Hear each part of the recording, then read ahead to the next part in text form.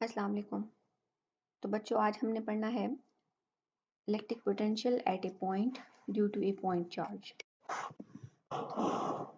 Suppose करते हैं कि हमारे पास ये इस तरह एक पॉजिटिव पॉइंट चार्ज है और हम जो है वो फाइंड आउट करना चाह रहे हैं कि लेट्स से पॉइंट ए पर हम एक और टेस्ट चार्ज रखते हैं। हम ये फाइंड आउट करना चाह रहे हैं कि इस पॉइंट ए पर जो हमारा इलेक्ट्रिक पोटेंशियल है वो क्या है।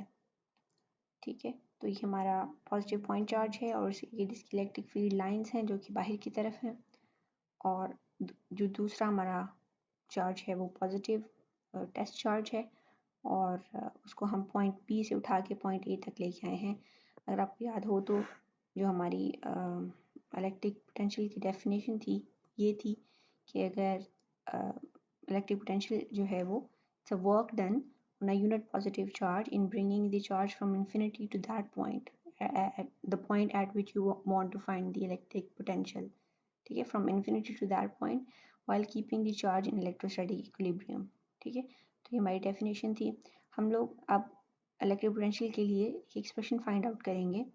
सो अगर आपको आपको एक्सपेरिमेंट करना है, आपको ये करना है कि आप किसी इलेक्ट्रिक फील्ड के अंदर हैं और आप फाइंड आउट करना चाहते हैं कि पॉइंट बी से पॉइंट ए तक जाने के लिए हमारा जो ए पॉइंट पर यानी इलेक्ट्रिक पोटेंशियल जो है वो क्या होगा, तो what you do is that you use this equation और आप इस इक्वेशन की मदद से फाइंड आउट कर सकते हैं। लेकिन आप देखोगे कि न्यूमेरिकल्स में और आगे आप अगर दोबारा फिजिक्स पढ़ोगे आगे सेकेंड ईयर के बाद तो आपको इस एक्सप्रेशन को इंटीग्रेट करना होता है और इसके लिए हमें ये चाहिए कि जो इलेक्ट्रिक फील्ड है ई ये कांस्टेंट हो। यानी ये कि अगर आप बी पॉइंट से ए पॉइंट तक आ रहे हैं या ए पॉइंट से मज़ीद करीब आ रहे हैं चार्ज के तो ई चेंज ना हो। लेकिन आपको पता है कि ई जो है वो आर का फंक्शन है, 1/r का। तो आर जो है वो जैसे जैसे डिक्रीज़ होगा, जैसे जैसे आप चार्ज के करीब आओगे ई इंक्रीज़ होगी। तो इस तरह ई जो है वो कांस्टेंट नहीं रह सकती।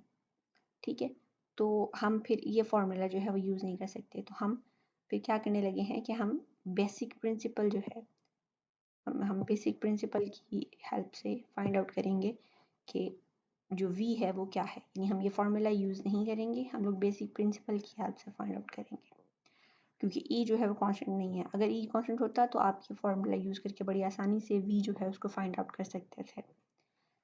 तो हम ये करने लगे हैं कि हम बेसिक प्रिंसिपल यूज़ करेंगे। तो हम सपोज करते हैं कि हमारे जो पॉइंट ए और पॉइंट बी है ये दोनों बहुत करीब करीब बहुत ही कम डिस्टेंस पे पड़े हुए हैं, यानी इन दोनों के दरमियान बहुत इन्फिनिटेसिमली स्मॉल डिस्टेंस है।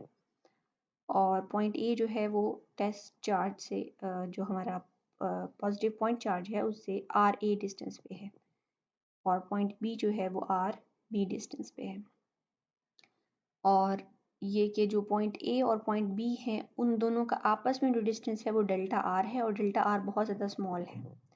ठीक है, और ए और बी के बिल्कुल सेंटर में जो डिस्टेंस है यानी हमारे जो पॉइंट चार्ज है उससे लेकर ए और बी के बिल्कुल सेंटर का डिस्टेंस, सो यहाँ से लेके यहाँ तक का डिस्टेंस, थोड़ा इसको और सेंटर में कर देते हैं लाइन को। सो बेसिकली यहाँ तक का डिस्टेंस, ये वाला डिस्टेंस जो है वो क्या है, ये आर है। यानी आर जो है यानी जो सिंपल आर है वो है r a plus r b divided by 2।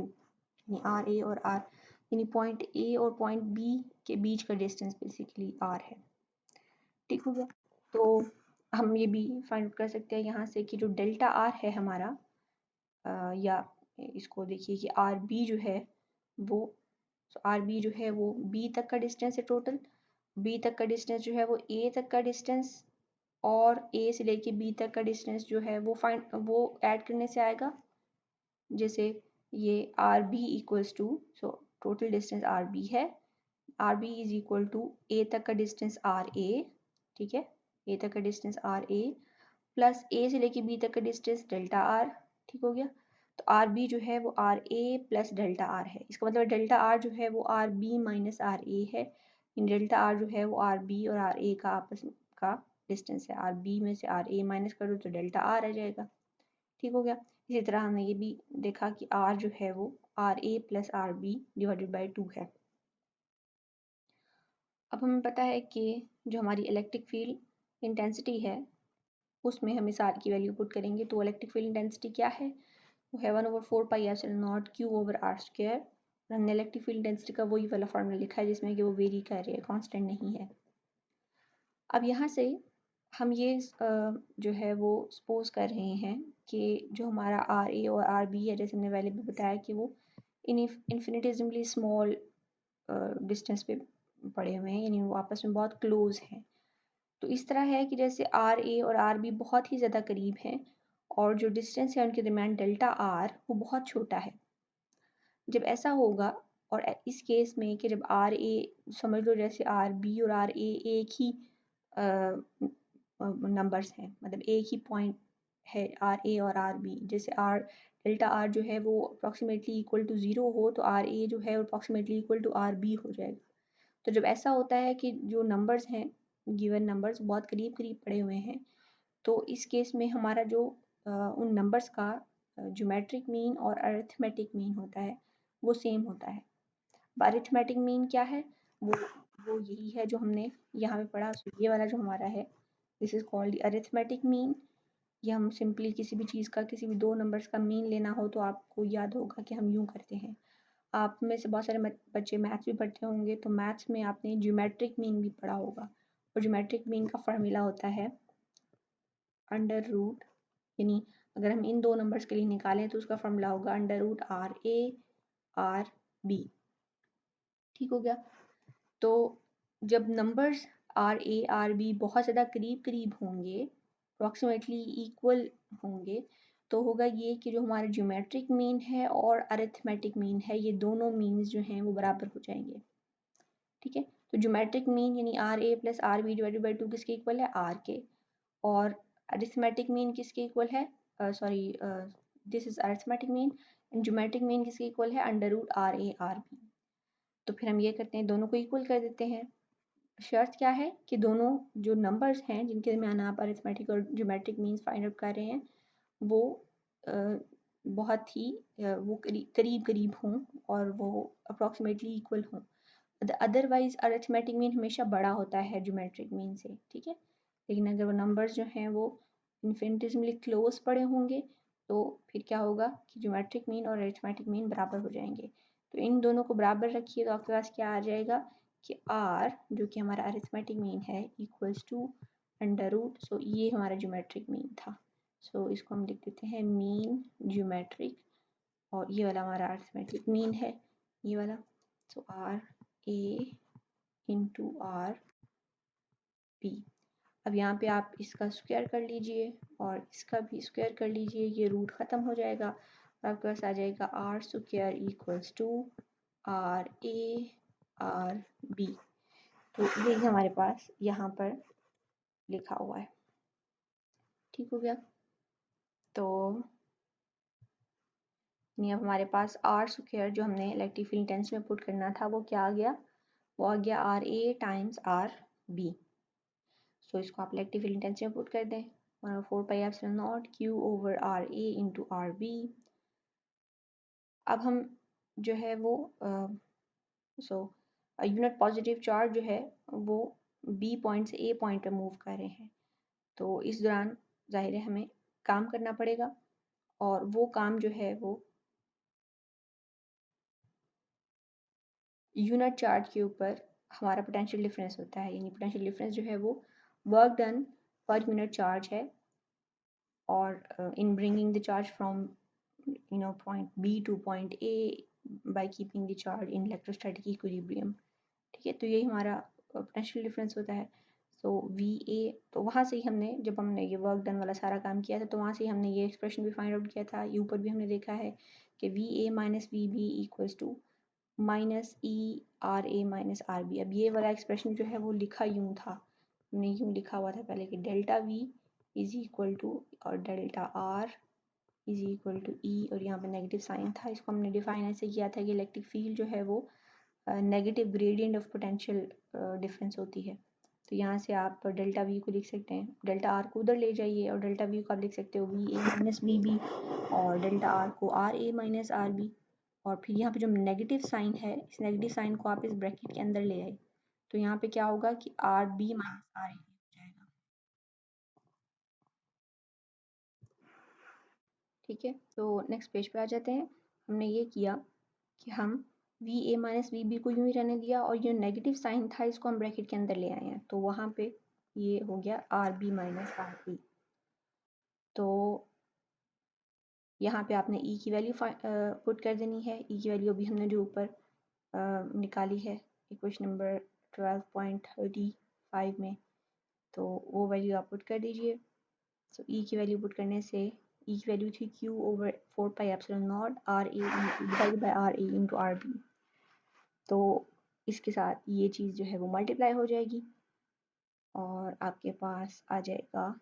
अब यहाँ पे देखिए कि ये आर बी, अब इस चीज़ को जो ब्रैकेट में है ये लिख सकते हैं, इसको हम यूँ लिख सकते हैं कि r b divided by r A into are b minus r a divided by r A into R B.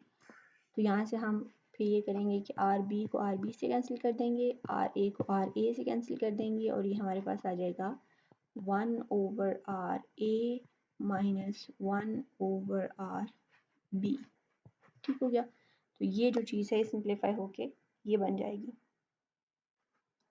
अब ये तो है कि पोटेंशियल डिफरेंस, अगेन ये पोटेंशियल डिफरेंस है जब आप पॉइंट बी से चार्ज को उठा के पॉइंट ए तक लेके आ रहे हैं। अगेन अगर आपको potential difference at a point find out करना हो तो हम क्या करेंगे, ये पॉइंट बी को उठा के इन्फिनिटी पे ले जाएंगे। ये बिल्कुल वैसे ही जैसे आप एब्सोल्यूट ग्रेविटेशनल पोटेंशियल एनर्जी में करते थे। अब बी पॉइंट को उठा के इन्फिनिटी पे ले जाएंगे तो आपके पास क्या होगा कि 1 over r in distance are b जो है वो इन्फिनिटी कर दें आप, 1 ओवर आर इन्फिनिटी यानी 1 ओवर इन्फिनिटी, तो 1 ओवर इन्फिनिटी ज़ीरो होता है, तो 1 ओवर इन्फिनिटी ज़ीरो होगा तो मतलब वी बी जो है वो ज़ीरो हो जाएगा, क्योंकि वी बी जो है वो आर बी डिस्टेंस के ऊपर हमारा पोटेंशियल था ना, तो आर बी डिस्टेंस जब इन्फिनिटी पे है, इन्फिनिट दूर है हमारा चार्ज, तो जाहिर है उसके ऊपर कोई पोटेंशियल नहीं, उसका कोई पोटेंशियल इलेक्ट्रिक पोटेंशियल नहीं होगा, तो आर वी बी जो है वो ज़ीरो हो जाएगा।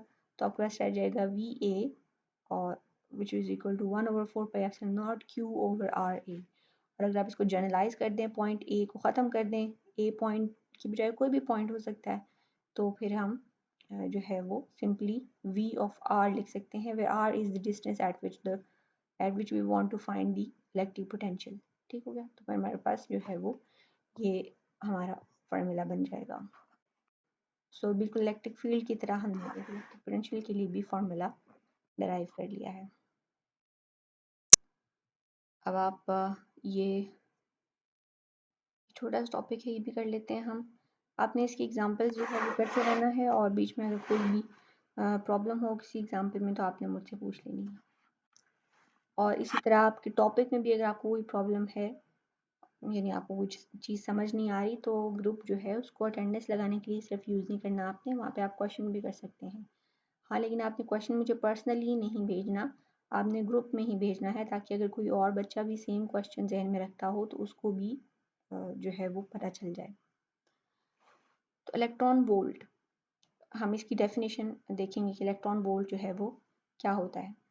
तो हमें पता है कि जो पोटेंशियल हमारा पोटेंशियल डिफरेंस था वो क्या था कि अगर आप किसी पॉइंट बी से पॉइंट ए तक चार्ज को लेके आ रहे हैं तो you have to do some work, and that work on a unit positive charge in bringing the charge from point B to point A, keeping it in electrostatic equilibrium is called the potential difference। अब यही work done जो था ये उस charge में हमने इसको potential energy की फॉर्म में लिखा था, क्योंकि ये वर्क डन उसमें पोटेंशियल एनर्जी की फॉर्म में स्टोर हो जाता है। तो फिर यानी वर्क डन या potential energy equals to q times v b minus v a, ये हमने पढ़ा हुआ है। यहाँ पे हमने डेल्टा वी पढ़ा था, तो यहाँ पे जाहिर है फिर डेल्टा वी की जगह आ जाएगा v b minus v a, तो यानी कि डेल्टा यू जो है वो क्यू टाइम्स डेल्टा वी है, ये हम ऊपर पढ़ चुके हैं। अब अगर ऐसा हो कि आपका जो चार्ज है वो इक्विलिब्रियम में रहे, जैसे हमने ऊपर कहा कि इलेक्ट्रोस्टैटिक इक्विलिब्रियम में है, तो अगर चार्ज जो है वो टोटली जब जैसे वो बी से पॉइंट बी से लेके जैसे वो पॉइंट बी से लेके पॉइंट ए तक मूव कर रहा है चार्ज, तो वो इक्विलिब्रियम में रहे, यानी इसके ऊपर कोई एक्सटर्नल फोर्स ना लगे जिसकी वजह से उसकी एनर्जी जो है वो वेस्ट हो। तो जो भी पॉइंट बी से लेके पॉइंट ए तक उसकी एनर्जी में चेंज आएगा, यानी कि डेल्टा यू, वो चेंज अपीयर होगा in the form of kinetic energy. यानी जब वो पॉइंट ए तक पहुंच जाएगा, तो यहाँ पर जो चार्ज है उसकी सारी वो जो डेल्टा यू होगी वो काइनेटिक एनर्जी में कन्वर्ट हो जाएगी। ये बिल्कुल ऐसा ही है जैसे आप किसी बॉल को हाइट से फेंकें ज़मीन की तरफ, तो यहाँ पर उसकी जो पोटेंशियल एनर्जी होती है, बॉल जब नीचे आ रही होती है वो काइनेटिक एनर्जी में चेंज हो जाती है। जैसे ही बॉल स्ट्राइक करती है ग्राउंड को, तो वो सारी की सारी एनर्जी जो है वो काइनेटिक होती है। ये भी आप पढ़ चुके हैं ना। तो इस तरह जो पोटेंशियल है, वो पोटेंशियल एनर्जी जो है वो काइनेटिक एनर्जी में चेंज हो जाती है। तो बिल्कुल ऐसे ही जैसे ये ग्रेविटेशनल पोटेंशियल एनर्जी थी और यहाँ पे इलेक्ट्रिक पोटेंशियल एनर्जी है, तो यहाँ पे भी वही होगा कि अगर आप कोई एक्सटर्नल फोर्स एक्ट ना करें, चार्ज इक्विलिब्रियम में रहे, तो आपका जो भी चेंज आएगा पोटेंशियल एनर्जी में, पोटेंशियल एनर्जी जो है डिक्रीज होगी, तो उसकी जगह काइनेटिक एनर्जी इंक्रीज होगी। ठीक है, तो काइनेटिक एनर्जी जो है वो उसके पास, चार्ज के पास आ जाएगी। अब अगर चार्ज हमारा जो है वो इलेक्ट्रॉन हो, लेट्स से, और इलेक्ट्रॉन का चार्ज जो है वो, यानी हमारा Q जो है वो इलेक्ट्रॉन हो, और इलेक्ट्रॉन का चार्ज क्या होता है 1.6 cross 10 to the power -19 coulomb. तो अगर ऐसा हो और साथ में ये भी हो कि वो 1 इलेक्ट्रॉन वोल्ट में पड़ा हुआ हो, यानी हमारा जो पोटेंशियल डिफरेंस है ए और बी पॉइंट के दरमियान, यहाँ पे हमारा जो पोटेंशियल डिफरेंस है, तो यहाँ पे हमारा जो पोटेंशियल डिफरेंस है डेल्टा वी, वो 1 वोल्ट हो, यानी 1 वोल्ट पोटेंशियल डिफरेंस में, और अगर इलेक्ट्रॉन हो, यानी चार्ज हमारा जो है 1.6 cross 10 to the power -19 coulomb हो, डेल्टा वी जो है 1 वोल्ट हो, तो फिर क्या होगा, जो हमारी काइनेटिक एनर्जी इंक्रीज होगी चार्ज की। ठीक है, काइनेटिक एनर्जी क्यों इंक्रीज होगी, वही जो हमने पोटेंशियल एनर्जी जो है वो डिक्रीज हुई है, जिसकी जगह काइनेटिक एनर्जी ने ली है, क्योंकि एनर्जी कंजर्व होती है।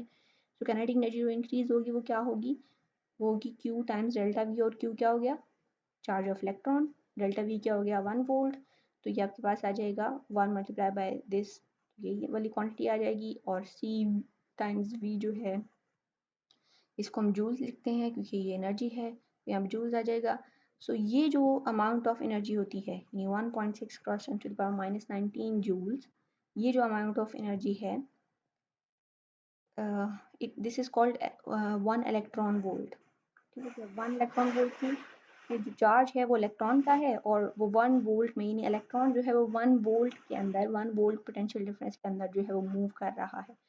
तो तब जो वो काइनेटिक एनर्जी उसके पास आएगी, या वो उसकी लॉस होगी, वो काइनेटिक एनर्जी जो है वो 1 इलेक्ट्रॉन वोल्ट की होगी। तो यहाँ पे उसने इसको डिफाइन भी किया हुआ है, that it is defined as the amount of energy acquired or lost by an electron as it traverse का मतलब होता है कि मूव करना। ठीक है, as it traverse the potential difference of 1 volt।